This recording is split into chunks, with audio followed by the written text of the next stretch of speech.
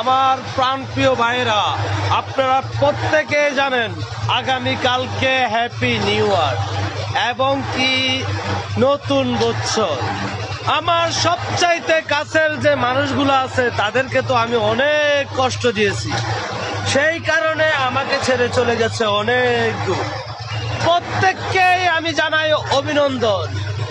আপনারা প্রত্যেকেই যদি আমার মনে একটু বিন্দু পরিমাণ ভালোবাসা দিয়ে থাকেন, আমার কারণে যদি কোনো আঘাত পেয়ে থাকেন, প্রত্যেকের উদ্দেশ্য করে বলতেছি, আমাকে ক্ষমার দৃষ্টিতে তাকিয়ে ক্ষমা করে দিবেন।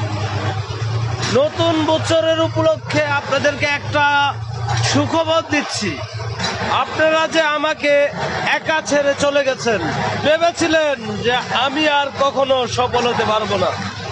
দেখে যান, আজকে আমি সফল হয়ে দেখিয়ে দিয়েছি।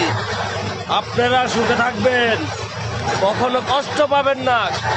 কষ্ট পেলে আসলে আমি সইতে পারি না। হ্যাঁ, এটাই সত্যি, এটাই বাস্তব।